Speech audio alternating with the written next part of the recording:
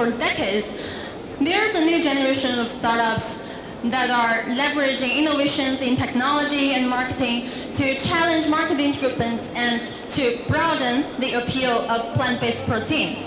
Today at Silicon Valley, investors are applying technology in a bid to disrupt food industry. Asia, China are taking a new look at the food businesses. So today we're here trying to tackling the question, what's the role of technology on our plate and how or will technology change our appetites? Let's welcome our panelists of today on stage.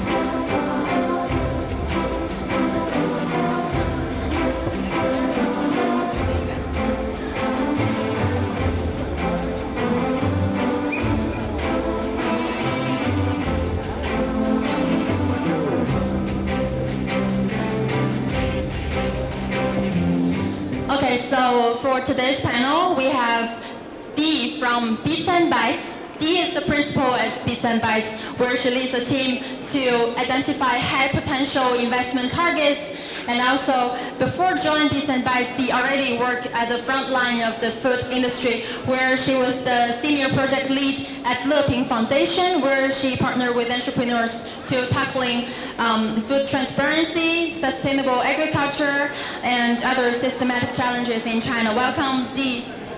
Thank you. Is there any information you want to add on?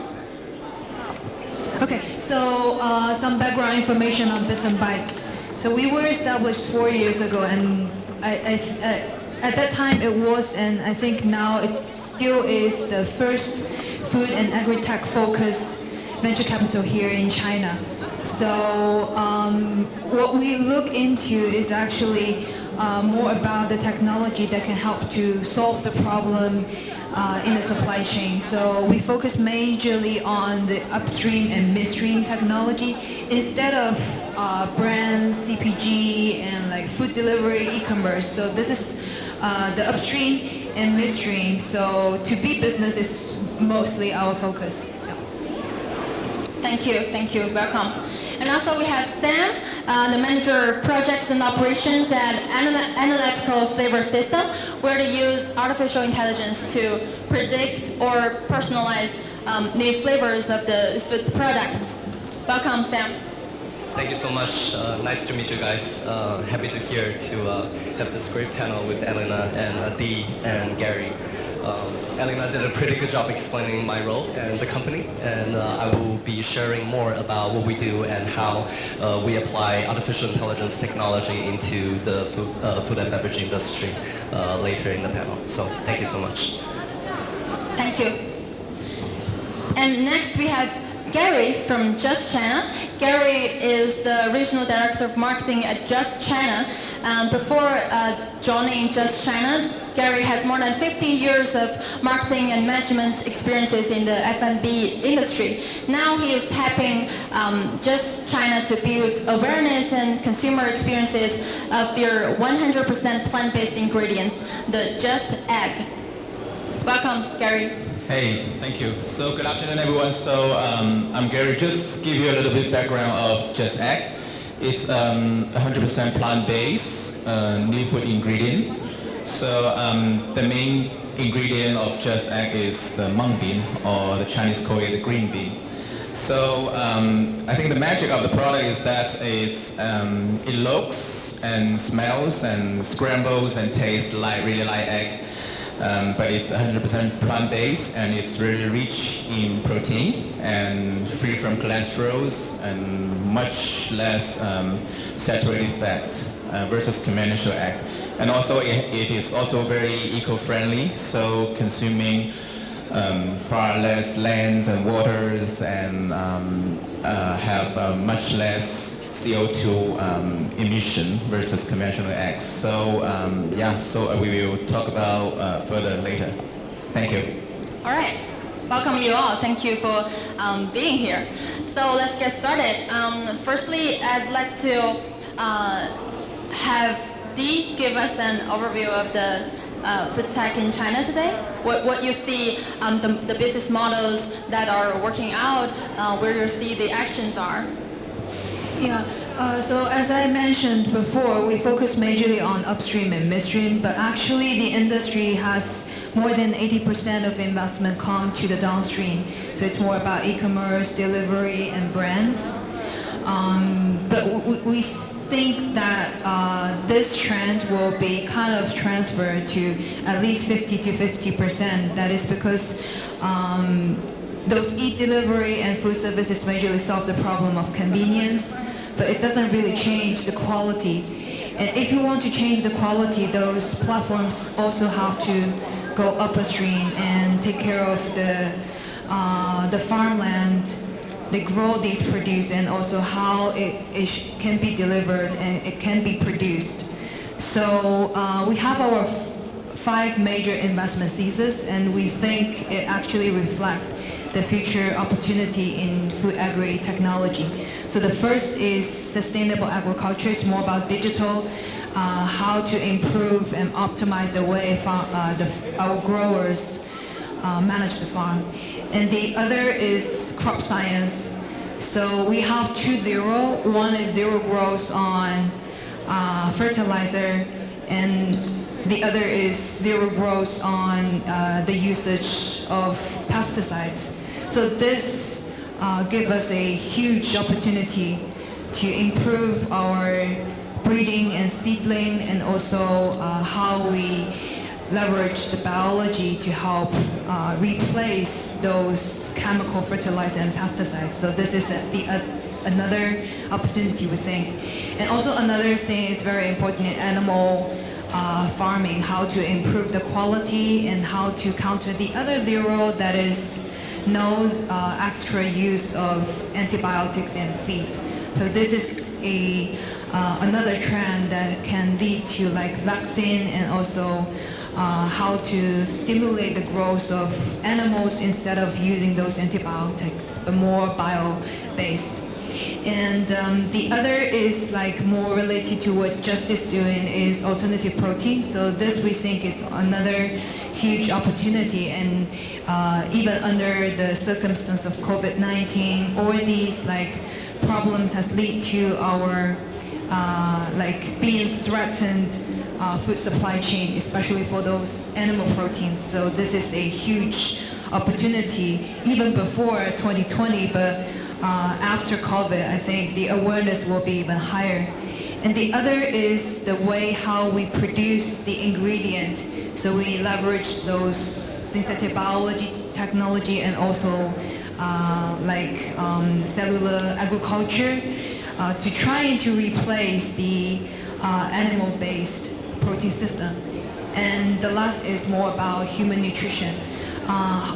But there doesn't mean the opportunity doesn't exist in other places, like food safety and also artificial intelligence application in understanding why people like or dislike the food. So this is what Gastrograph is actually doing, and Gastrograph is actually our portfolio company. So yeah, try to leverage the technology of bioscience and digital science and help to revolutionize the traditional food and agri supply chain. Thank you. Basically, Dee explains this whole picture of what is the food tech map in China. And also we can hear a lot of new wordings in this industry, which might be pretty not familiar to our audience, but we'd like to find out more since this topic is very hot, not only in China, but around the world, especially like Dee said, after this COVID-19 thing happening. So each of you have been working in this food and beverage industry for several years, and you have experiences regarding innovation and also to help foreign companies to localize and to fit in the Chinese market and also grow. So at the starting point of your entering this Chinese market, do you think that this market is somewhere that is easier to bring new flavors in, and also like are the Chinese consumers looking for novelty regarding not only flavor, maybe also texture and price and everything. Maybe starts from Sam. Yeah. Thank you. To answer your question, I really want to break the answer into two parts. First, when you are looking at China, you are actually looking at a really organic and dynamic market, and where each of the regions have different type of residents with different adaptation to different flavors, with different cultural background, different cuisine style, even different languages. All of these are going to crystallize into different exposure of flavors. And also at the same time, we're having these constant migrants coming from inland cities to coastal areas. Some of these migrants are permanent, where they are working in a coastal city for a long time and maybe eventually get their hukou relocated into the city.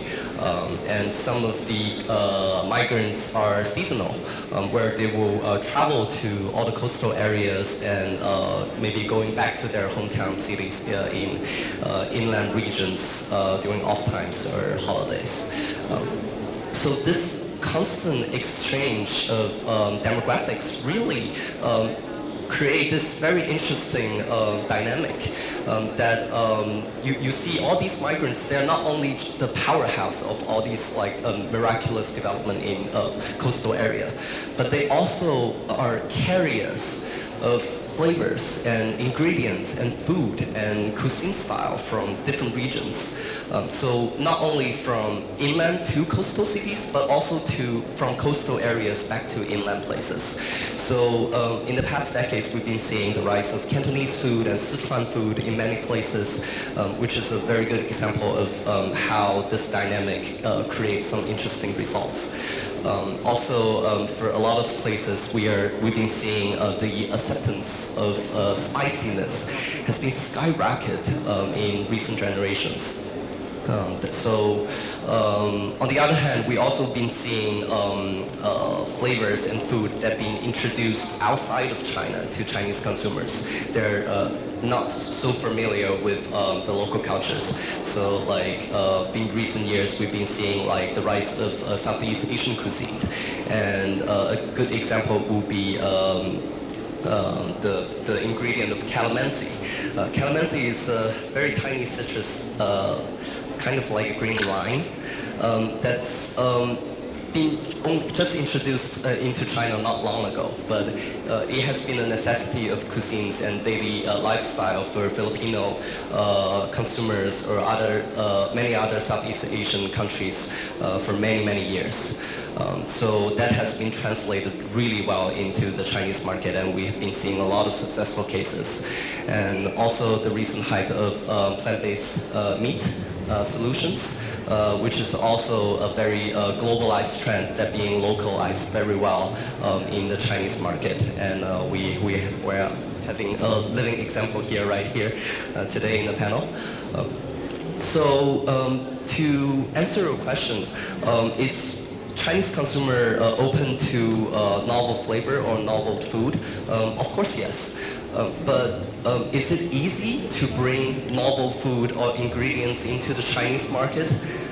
That's debatable, right? So we have been seeing a lot of products that are doing super well in overseas markets, but doesn't really translate their success into the Chinese market. So it's not really just simply that the product's too sweet or it's too sour or Chinese consumer don't really like to dip their fried chicken into a blue cheese sauce, which I really like, and I'm Chinese. But what's really happening is that there is a gap of perception between the Chinese consumer and foreign or consumers from other markets, right? This gap of perception eventually will crystallize into a gap of preferences towards specific flavors or combination of different flavors. For that, for example, if you were to develop a citrus flavor soda, the first question you are going to ask yourself is, what kind of citrus do you want to develop? You want to develop an orange one, okay. If you are going to work with a flavor house, they're probably going to supply you with 20 different versions of oranges.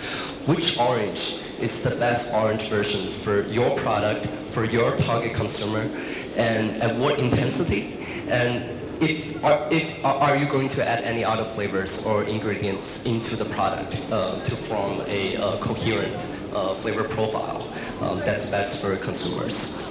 So these are types of answers that we are trying to help our clients to answer and to address. We find artificial intelligence technology are super efficient in creating, modeling this dynamic of change of perception and preferences, and help clients to eventually set up a formulatable solution for their products. Thank you. Okay, thank you. Very interesting points of view. So speaking of the gap of perception and gap of preferences regarding flavors and everything, maybe just like have the experiences, you've been through it because you are a US company that just entered China last year. So I wanted to know, by the time that you make the decision to enter the Chinese market, do you find anything different from the US market and how you deal with it? Yeah, sure. So I think I will answer this question by two areas. One is the acceptance, the local acceptance or local relevance towards consumers or customers in China. So, for example, in terms of the dish or cuisine application, so you can imagine, so we have a lot of cuisine series or clusters in China. So it's not just whatever it comes to egg, it's not just a scramble or an omelette can solve all the dining needs in China. Also, when it comes to meats, it's not just patty or chicken nugget can solve all the needs in China. So we work very hard and also aggressively in China to try to adapt our just egg as a food ingredient in various of cuisines or dishes in China. So we have, by the way, we have 6 Michelin star chefs globally. They are full-time employee of Just. So they are involved in the product development also from the product development in stage as well as the dish application stage. So therefore we really care about the taste, especially local taste of our product delivery. So for example, we are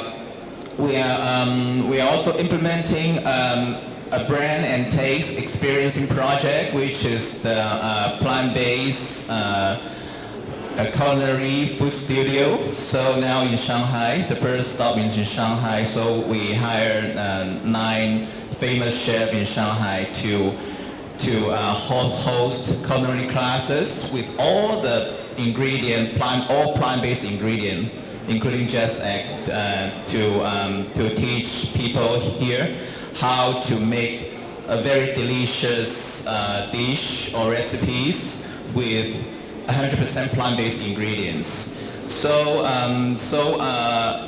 with just egg you can make up many options of local dishes, just like fried rice with egg and also dumplings, of course, and then Chinese pancake and also the Chinese jianbing.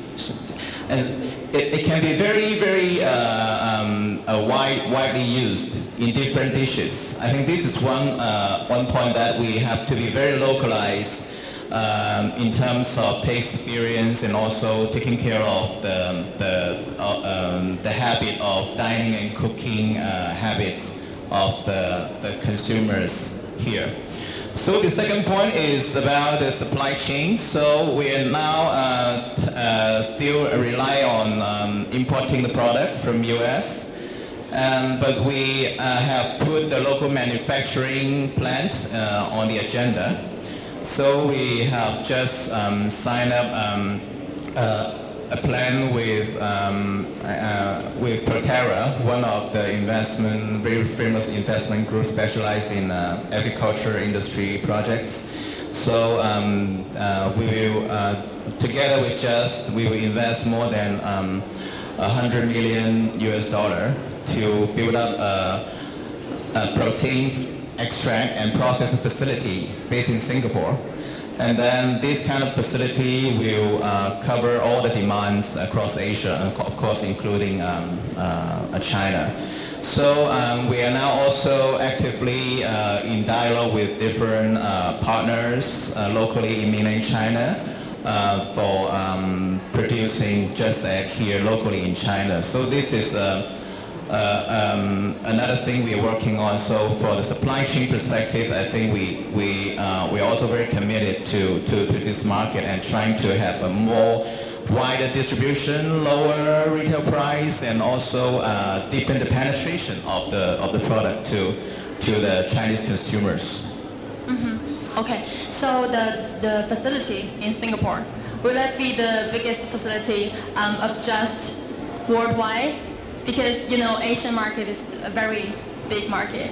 Yeah. So we are building these kind of facilities around the world. So we have built one in Appleton, Indianapolis, in the U.S., and then we are also planning to have others in Asia and also Europe. So it will be like a worldwide coverage. I see. And also, as you have the consumer education experience, and also you've definitely meet a lot of people from this culinary studio where these guys are vegans, or they care about the environment, or they're just curious about your product. Who, so far, do you think is your consumer? And why do you think they are interested in eat plant-based eggs? Yeah, so far, as per the launch of our products globally since 2 years ago, so far up to I think last month, we have been selling in terms of volume equals to 60 million pieces of conventional eggs in terms of equals to. So I would say that it's very interesting to find that over 90% of the shoppers or consumers, they are meat eaters. They are meat eaters, Okay. yeah. So or we can call them flexitarian. Mm-hmm. So they most of them they will choose to consume plant-based dining maybe once or twice a week. Mm-hmm. So with different motivations, I think for health and also for animal welfare. And some will be also driven by the sustainability or eco-friendly. Yeah, I think from the health perspective, I think the Chinese consumer is more go for this kind of motivation. And also, of course, from novelty, it's a new food ingredient, so everybody want to try it. And then I think, I think the trend we are seeing from the past 9 or 6 months is that the awareness of plant-based dining among the Chinese consumers is growing very, very quickly. So maybe it's also due to the COVID-19 crisis. They will have a push on this. So we can see that more and more young groups, the post-19s, they are embrace this kind of plant-based dining very actively. So we refer to the the people who sign up for our plant-based culinary classes. Most of them are post-90 or post-95. So it's great to see that. So the current generation and also the next generation will be more and more embracing this kind of trend. Yeah. So Just Egg is the food for next generation, or next generation foods. All right. So go back to the general picture of this industry, this food technology thing. So as Dee mentioned before, that actually analytical flavor systems is also one of your portfolios. So what was the core value that you see in them that you decide to invest in them? And also, broadly speaking, if there's other business plans put on your table, what's the things that excited you? So I think for gastrograph, the one important thing and amazing thing is the methodology try to bring to the industry. So we are very familiar with the traditional consumer panel, and we think that these outcomes or results from those panels cannot be digitalized because you can't transfer this information among geographies or among different group of people. However, gastrograph is introducing a platform or more basically a methodology to help try to digitalize your perception and preference, which we think is quite amazing and can bring revolutionary change to the industry. And it is, I think, to some extent, be improved by the result they help those clients in those projects and try to make prediction for the overall market instead of traditionally you announce a color or flavor of 2020, but it's more based on the market research on existing products. However, they can have the potential to do non-existing prediction based on very scattered information and trying to have the conclusion, which is quite amazing. And that helped to solve the waste of food industry because 90% of the new product launch onto the market will get to fill. I think though a lot of factors actually leads to the failure, like marketing, like sales, but I think flavor and texture, how the food actually tastes is the most entry barrier for a successful product. And as an investor, we still keep being fresh on those new products on the market. Those startups help to launch. I think it's quite basic. Most of them can't solve the problem of taste good. So this, I think, gastrograph can actually help to solve. And for other startup that come to us as a food and agri investor, I think, because as I mentioned, we mostly invest on to those to-be business, to solve the smallholder farmer or large-scale farmers and help solving the problem of food industry. So I think knowledge on the industry is really important. And we can see a lot of good startups having the technology, especially overseas, but they can't really understand the value chain.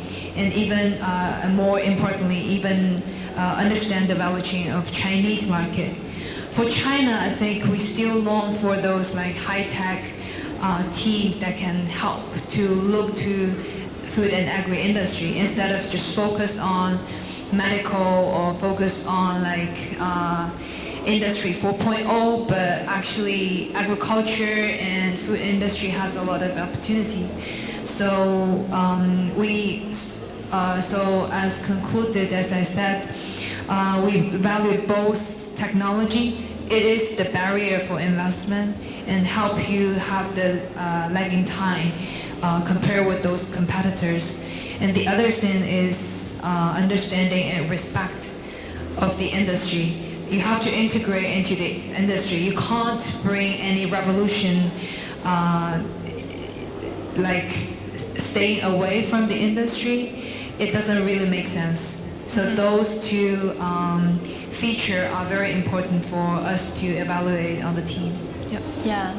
So you have to really step your foot into this field to to got the knowledge and to respect this industry and eventually find your place in this value chain, right? So there's one thing I wanted to ask about this artificial intelligence system.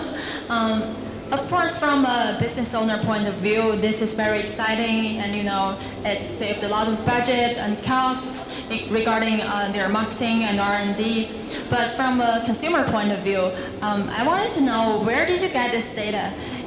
is my food monitoring me when I'm eating it, or do I have to authorize my data to give it to you to say, okay, I like this to be salty or more sweet? Yeah, so we actually How does it work? We actually collect the data in the hard way. So we don't really do any network scramble or big data analysis or collection from networks. We collect the data by ourselves. We have a team that's constantly traveling around the world, sampling consumers from different markets using a standard survey method by training them on our sensory system. So basically to teach them how to input their own perception into the system so that the AI can learn how they taste and what do they like. And we also have a data center located in New York and also in Shanghai that are constantly surveying on-market products that are available in the market and from our clients, which oftentimes are prototypes.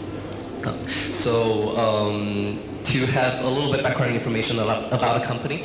The company is called Analytical Flavor Systems, and the product is called Gastrograph AI. We are a company based in New York City, and we now have a contact office in Shanghai, Tokyo, and Singapore. We use artificial intelligence technique and machine learning algorithm to be able to model human sensory perception of food and beverage products and be able to predict how consumer is going to prefer certain flavors or combination of flavors. For that, we help a lot of global CPG companies to be able to optimize their existing brands or develop new products or help their products to enter into new markets. We've been collecting data since 2009, starting from North America, and now we have reached coverage to over 25 countries and regions, including China. That being said, we have built the largest human sensory data set that have ever been assembled by any entities or personnel. And in the data set, we have profiled over thousands of on-market products by millions of human observations of these products. In the back end, we can iterate through trillions of existing or theoretical combinations of new flavors and textures.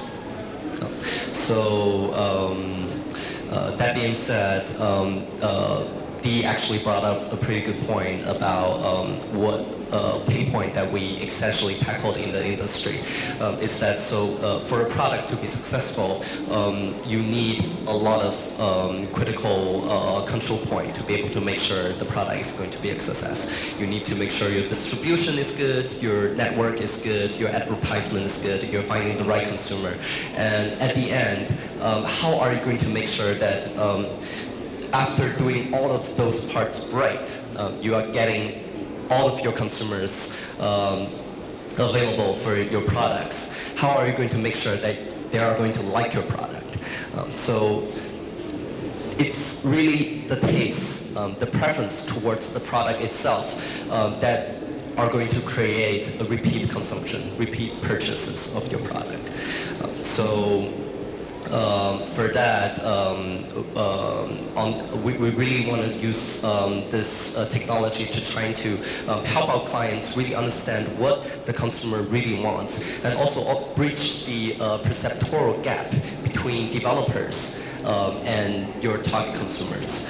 Because for a lot of times, right, like maybe you are having your developing centers in Shanghai and you are looking at consumers maybe in Southeast China or even outside of China, maybe Southeast Asia or Europe or North America. How are you going to make sure that each prototype, each iteration, you are moving in the right direction in terms of your sensory profile, right? And also, on the other hand, if we are going to localize the product into a new market or introduce a new product or find a new market for your existing product, where are the opportunities? right? What do I need to do, or where do I need to look for the next blue sea of your product that is doing well right now in your own market. So a blind introduction is always leading to a very painful failure, which we have been seeing quite a lot in our relationship between a lot of use cases and projects. Okay, thank you. Thank you. Yeah, I guess this is a pretty good situation for food technology companies like Just Act to have, bits and bytes investors. They also have this community. I know you launched this China Food Hub last year, right? To help build this community for entrepreneurs and also some big corporates to, help them to make more innovations regarding food technology. And also there's marketing research companies like Gastrograph to help you do all this research thing to pave the way. So next question is about food supply chain. As Dee mentioned that there's not only plant-based protein that is worth exciting about. Actually, food technology is beyond this plant-based meats, beyond meat. So as a shopper and eater, I feel like that the Chinese food system is way less industrialized compared to the US one. For example, the foods we eat, probably they are from the farmer that plants the seeds from their own small lands instead of the big industrial machines used in the US. So where do you see if this changed, that the Chinese agriculture technology emerged, where do you think that will lead to the next innovation? So I think the different landscape of growers, how we grow the food, will always be very different from the US. So that's because of the geography landscape. We don't have that large farm area like only in Heilongjiang or Jilin or Liaoning or Xinjiang. And the other aspect is the political things about how you keep those growers on the farm and still provide livelihood to those growers. So this is very important. And I think we will never become a US landscape or even Brazil or something similar to South America landscape, and also will be very different from Europe, so more similar to Japan and Southeast Asia. So this will keep even under the 土地流转 Pretty fundamental. Yeah, it will still be like this. So the problem will be how to still help to digitalize the way our growers grow the farmland and how to provide like services to them. I think the trend will be still true, and it happens in the Japan like 20 years ago. So when you visit those first tier like farmlands, there are only like women and elderly people that can help provide seasonal labors to those like orchards and those open field crops. That will become a huge problem in next 5 to 10 years. So I think try to apply machineries and try to digitalize those machines will still be a trend. It's not anything very similar to what John Deere is doing in the US. So I think it kind of one of the best example is how we promote drone in China. It never happened in other places in the world. So it only applied to farmland that is more than 100 mu to 500 mu. Even larger than that part, you have to have the fixed wing drones that is similar to what US and Brazil is doing. But in Europe, they have a lot of political things that is banning drone. But drone actually help our Chinese farmers to reduce the labor costs and to do crop protection and even seedings in those hype seasons. So I think it's a very Chinese sense. We are still digging out other opportunities that belongs, that the technology that belong and is more relevant to China, instead of directly introducing like SaaS model, those sexy things in the US, but it can be very difficult for Chinese market. Yeah. I see. Yeah. I guess this also explains what you said before, that the future entrepreneurs should really step into this field and have the knowledge of the Chinese market, Chinese industry, and also you need to find your own way to tackle all these very localized problems, very Chinese problems. Last two questions of today. Could you give some advice on where are the opportunities and also where are the challenges that the future innovators may face? Because our audiences on site or our readers may be the future innovators. Okay.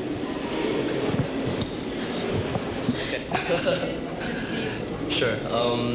Maybe an advice from me will probably be don't be a blind follower or trier of trends, but at the same time, don't be hesitate to innovate.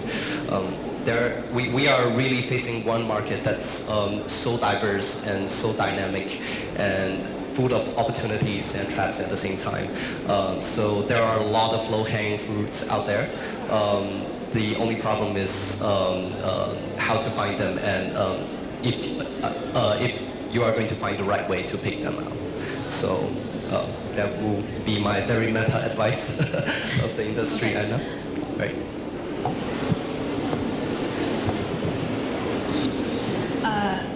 So as I mentioned before, so I think the most important problem is still the problem of the industry.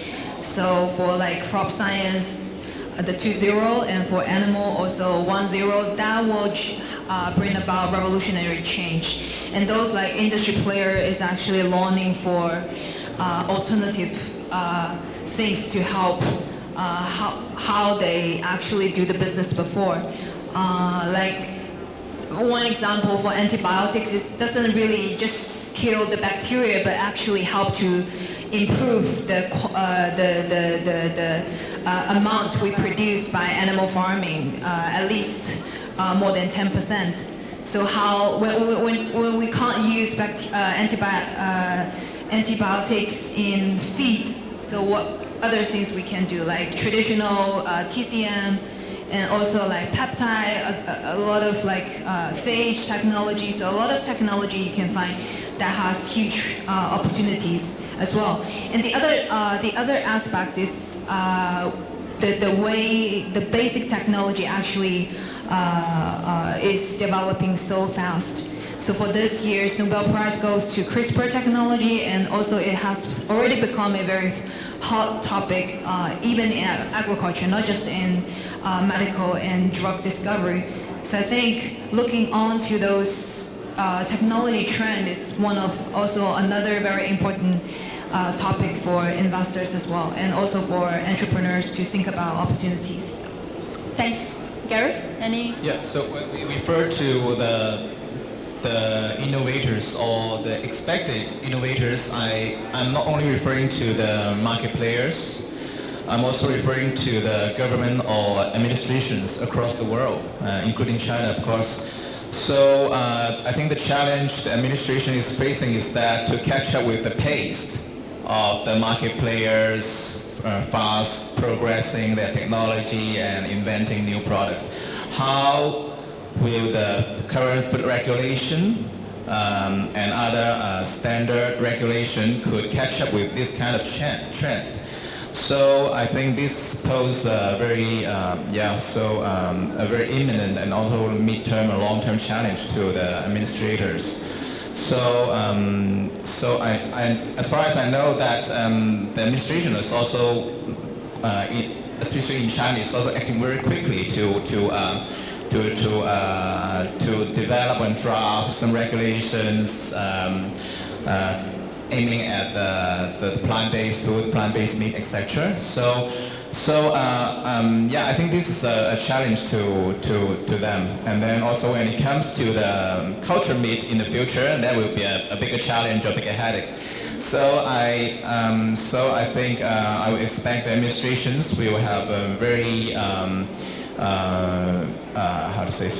a very fast pace to catch up with the development of the market. So sometimes regulate, or sometimes even need to deregulate some things to remove the hurdle to have the industry move forward. Yeah.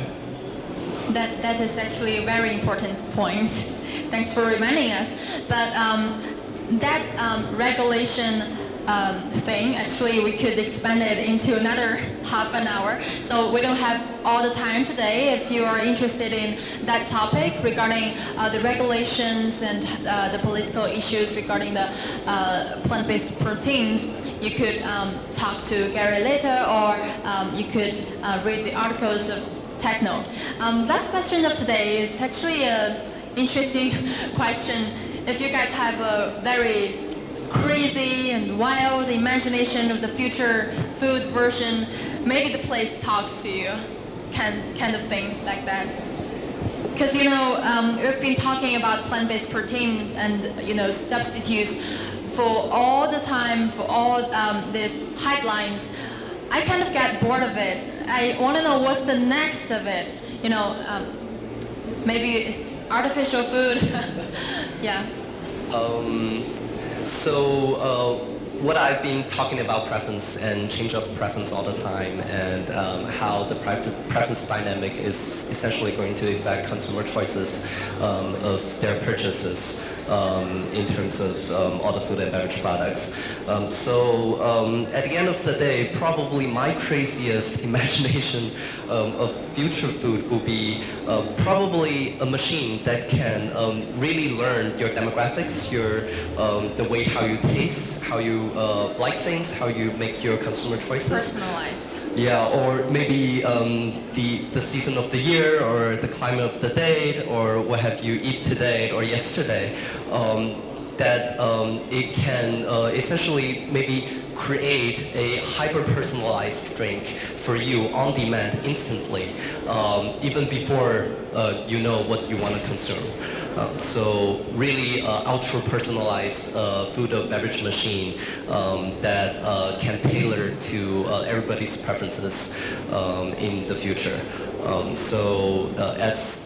Sounds as sci-fi as it can get. Yeah. We are probably not super far away from this. So. Well, yeah, I guess it could be used in hospitals to help, the senior caring centers. Yeah. Yeah, interesting. Thank you. And all the other use case scenarios. Yeah. This will be fun. And you, Dee?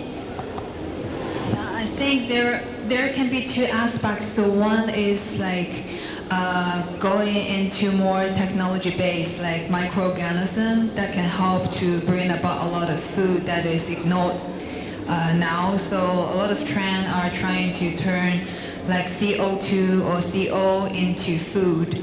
The carbon source and the nitrogen source should not only come from animal or come from the soybean you grow on the land, but actually it can be a very different way how you produce food and how you get the protein and carbohydrate for human beings.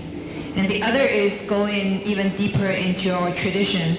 So understand how the Chinese, like at least more than 3,000 years of food history, to understand why the baijiu is like this, and understand how we make our fermented tofu, and understand our TCM. There is a lot of intelligence here. So we also look into those technologies that help to do analytical work on those things, and to try to find an innovation based on our traditional wisdom. Yeah. Cool. Yeah, interesting. It's kind of like if you want a new idea, you read the old books, right? Yeah, so I think my idea is very specific. It's I think the craziest one, and I that's something I'm looking for is the cell meat culture meat series. And then so now it's in the very early stage. So, but I'm imagining, so we are now at a stage just like a gigantic computing machine back to 40 years ago. So, but I think it will happen someday. So you can have a real meat, very cell-based meat from animal, but without hurting an animal. So it's just like the way that you just borrow a hair from a chicken and then grow the cells and then with nutrients not from animal. And then just like the way we fermented milk into yogurt. And then you can taste the chicken nugget or chicken breast. And while you can see the chicken just is walking around you in front of you, so without hurting. 走地鸡。 Yeah, so and I think this is also the future of alternative protein, and then so actually Just is also working on that as well. So it's our another project besides the plant egg. So in the Singapore facility, we also another role of this facility is to also be responsible for the R&D part and also development of the cell meat. So this is something I am expecting. So probably our next generation will vastly consume this kind of product. Yeah, thanks. That's also how I know you're a meat eater yourself, right? Yeah, but also I'm a meat eater too, but I care about the environment. Also, there's health concerns, so I also like to try more plant-based protein. Like just egg, I've tried it. It's really delicious. So yeah, that's about today. Thank you very much for taking time and be here. Thanks. Thank you. Thank you all.